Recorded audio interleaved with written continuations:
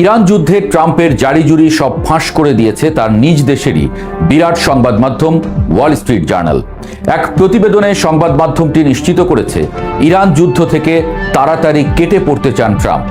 সাম্প্রতিক দিনগুলোয় ব্যক্তিগত আলাপচারিতায় ট্রাম্প তার সহযোগীদের বলেছেন ইরানের দীর্ঘমেয়াদে যুদ্ধ এড়াতে চান তিনি। ট্রাম্প মনে করেন এই সংঘাত এখন শেষ পর্যায়ে রয়েছে এবং জনসম্মুখে তিনি যে 4 থেকে 6 সপ্তাহের সময়সীমা উল্লেখ করেছিলেন কর্মকর্তাদের সে অনুযায়ী কাজ করার নির্দেশনা দিয়েছেন। অর্থাৎ সবশেষে অরিন্দম বড় বিষাদ নিয়া কহিলেন, আর পারিলাম না বাবু। তো কেন ট্রাম্প যুদ্ধ থেকে বের হয়ে যেতে চাইছেন? বিশ্লেষকরা এই প্রশ্নের উত্তরে যা বলছেন তা শুনলে রীতিমতো চমকে যাবেন আপনি। বিশ্লেষকদের উত্তরটা হলো, ইরান শুধু পারমাণবিক বোমা বানানোর দ্বারপ্রান্তেই নয়, বরং যে কোনো সময় ঘোষণা দিয়ে ফেলা ইরানের কাছে কোনো ব্যাপারই না। যুদ্ধ নিয়ে যাদের বিশ্লেষণ চলে দিনরাত, খোদ তারাও বলছেন বড় চমক দেখাতে যাচ্ছে ইরান। 60% সমৃদ্ধ ইউরেনিয়ামের খবর সারা দুনিয়ার মানুষ জানলেও 90%-এর কথা যে ইরানের ভয়ঙ্কর সব পাহাড়ের নিচ থেকে বের হওয়ার নয় সেটা পরিষ্কার। বিশ্লেষকরা বলছেন ইরান পারমাণবিক বোমার সব কলকবজা গুছিয়ে রেখেছে পরম যত্নে। সময় হলেই গুপ্তধনে হাত দিচ্ছে ইরান। পারমাণবিক সক্ষমতার এই চোর পুলিশ খেলায় ইরান এখন এমন এক পর্যায়ে পৌঁছেছে যাকে আন্তর্জাতিক সমরবিদরা বলছেন নিউক্লিয়ার হেজিমনি। 60% থেকে 90% পৌঁছানোটা কারিগরিভাবে পাহাড় সম কোনো বাধা নয়, একটি সংক্ষিপ্ত পদক্ষেপ মাত্র। আন্তর্জাতিক পরমাণু শক্তি সংস্থা IAEA বারবার সতর্ক করছে যে ইরানের বর্তমান ইউরেনিয়াম মজুদ দিয়ে কয়েক সপ্তাহের মধ্যে অন্তত 3টি বোমার জন্য প্রয়োজনীয় ম্যাটেরিয়াল তৈরি করা সম্ভব। কিন্তু আসল রহস্যটা লুকিয়ে আছে ইরানের সেই কোল্ড টেস্ট বা ডিটোনেশন সিস্টেমের মধ্যে। 2003 সালেই পারচিন সামরিক ঘাঁটিতে ইরান যে এক্সপ্লোসিভ লেন্সের সিমুলেশন চালিয়েছিল তা ছিল মূলত একটি পারমাণবিক ওয়ারহেডের ট্রিগার মেকানিজম। গত 2 দশকে ন্যানো টেকনোলজি এবং 3D মেটাল প্রিন্টিংয়ে ইরান যে উন্নতি করেছে তাতে সেই ট্রিগার বা কলকবজাগুলো তারা পকেটে নিয়ে ঘুরছে। অর্থাৎ বোমাটি হয়তো আক্ষরিক অর্থে অ্যাসেম্বল করা নেই, কিন্তু এর প্রতিটি অংশ ফিসাইল কোর থেকে শুরু করে ইলেকট্রনিক ডিটোনেটর সবই রেডি টু কুক অবস্থায় বিভিন্ন গোপন আস্তানায় ছড়িয়ে রাখা হয়েছে। ইরানের হাতে থাকা ফাতা হাইপারসনিক মিসাইল বা খাইবার ব্যালিস্টিক মিসাইলগুলো স্রেফ ইসরায়েলকে ভয় দেখানোর জন্য নয়। এই মিসাইলগুলোর নকশা এবং এর পেলোড ক্যাপাসিটি বিশ্লেষণ করলে দেখা যায় এগুলো মূলত কৌশলগত পারমাণবিক ওয়ারহেড বহনের জন্যই ডিজাইন করা হয়েছে। সাধারণ বারুদ বা TNT বহন করার জন্য এত উন্নত গাইডেন্স সিস্টেম এবং হাইপারসনিক স্পিডের প্রয়োজন পড়ে না। যারা ভাবছেন ইরান এখনো বোমা বানাতে পারেনি তারা আসলে ভুলে যাচ্ছেন যে একটি দেশ যখন হাইপারসনিক প্রযুক্তিতে বিশ্বসেরাদের কাতারে চলে আসে তখন সেই দেশের জন্য একটি ওয়ারহেডকে ছোট করে মিসাইলের মাথায় বসানো বা মিনিয়েচারাইজেশন করাটা ডাল ভাতের মতো সহজ। বিশেষ করে রাশিয়ার সঙ্গে ইউক্রেন যুদ্ধের বিনিময়ে ইরানের যে প্রযুক্তিগত লেনদেন হয়েছে তাতে মস্কোর কাছ থেকে ইরান এই স্পর্শকাতর প্রযুক্তিটি সংগ্রহ করে নিয়েছে বলেই অনেক গোয়েন্দা সংস্থার জোরালো ধারণা। এখন প্রশ্ন আসতেই পারে, যদি সবকিছুই গুছিয়ে রাখা থাকে তবে ইরান কেন উত্তর কোরিয়ার মতো একটা ধামাকা করে বিশ্বকে জানিয়ে দিচ্ছে না? উত্তরটা খুবই সোজা সাপটা। ইরান উত্তর কোরিয়া হতে চায় না। পিয়ংইয়ং যখন পারমাণবিক পরীক্ষা চালিয়েছিল তখন তারা বিশ্ব থেকে পুরোপুরি বিচ্ছিন্ন হয়ে গিয়েছিল। কিন্তু ইরান একটি বিশাল ভূরাজনৈতিক শক্তির কেন্দ্রে।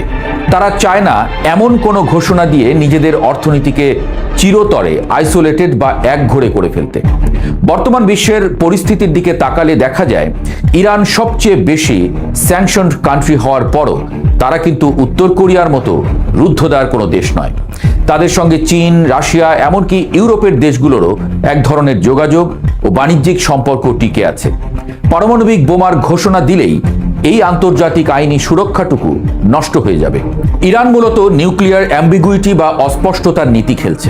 তারা বিশ্বকে বুঝতে দিচ্ছে তাদের কাছে বোমা আছে, কিন্তু তারা কোনো প্রমাণ রাখছে না। এই রহস্যময়তাই তাদের সবচেয়ে বড় ঢাল। যুদ্ধের বর্তমান প্রেক্ষাপটে ইরানের উপর একের পর এক হামলা হয়েছে, তাদের বড় বড় নেতা ও কমান্ডাররা শহীদ হয়েছেন। কিন্তু এরপরও ইরান কেন তার চূড়ান্ত অস্ত্রটি বের করছে না? এর প্রধান কারণ হলো মিউচুয়াল অ্যাসিওর ডিস্ট্রাকশন বা ম্যাড থিওরি। ইরানের হাতে ইসরায়েলকে মানচিত্র থেকে মুছে দেওয়ার ক্ষমতা থাকলেও আমেরিকার মূল ভূখণ্ডে আঘাত হানার মতো কার্যকর আইসিবিএম এখনো পর্যন্ত পর্যাপ্ত নয়। অর্থাৎ পারমাণবিক যুদ্ধ শুরু হলে ইরান ইসরায়েলকে ধ্বংস করতে পারবে ঠিকই, কিন্তু আমেরিকা ঠিকই ইরান সহ পুরো মধ্যপ্রাচ্যকে মানচিত্র থেকে মুছে দেওয়ার ক্ষমতা রাখে। আমেরিকা শিয়া বা সুন্নি কোনো বিভেদ মানে না, তাদের লক্ষ্য কেবল নিজেদের দাপট বজায় রাখা। তাই ইরান ততক্ষণ পর্যন্ত বোমার ঘোষণা দেবে না যতক্ষণ না তারা ওয়াশিংটনকে সরাসরি থ্রেটের মুখে ফেলতে পারছে। তারা চাচ্ছে না যে কেবল ইসরায়েলকে ধ্বংস করতে গিয়ে নিজেদের চিরতরে শেষ হয়ে যাওয়া। তারা মূলত একটি লম্বা কনভেনশনাল বা প্রথাগত যুদ্ধ পছন্দ করছে, যেখানে তেলের দাম নিয়ন্ত্রণ করে পশ্চিমের অর্থনীতিকে পঙ্গু করে দেওয়া সম্ভব। ইরানের নেতাদের এই কৌশলী অবস্থানের পেছনে একটি অর্থনৈতিক হিসাবও কাজ করছে। তারা চাইছে না পারমাণবিক যুদ্ধের নরকে প্রবেশ করতে, উল্টো তারা চাচ্ছে পারমাণবিক শক্তির ভয় দেখিয়ে নেগোসিয়েশন টেবিলে নিজেদের শর্তগুলো মানাতে।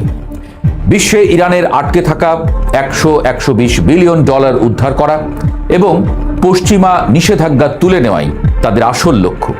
তেলের দাম যদি ব্যারেল প্রতি $200 ছাড়িয়ে যায়, তবে আমেরিকা বা ইউরোপের সাধারণ মানুষই তাদের সরকারকে যুদ্ধ থামানোর জন্য চাপ দেবে। ইরান এই গ্লোবাল ইকোনমিক কোলাপসের ভয় দেখিয়ে নিজেকে মধ্যপ্রাচ্যের অঘোষিত পারমাণবিক সুপার পাওয়ার হিসেবে প্রতিষ্ঠিত করতে চায়। ইসরায়েল যেমন অঘোষিতভাবে পারমাণবিক শক্তির দাপট দেখায়, ইরানও সেই একই পথে হাঁটছে। তারা প্রমাণ ছাড়াই পারমাণবিক শক্তির সুবিধা ভোগ করতে চায়।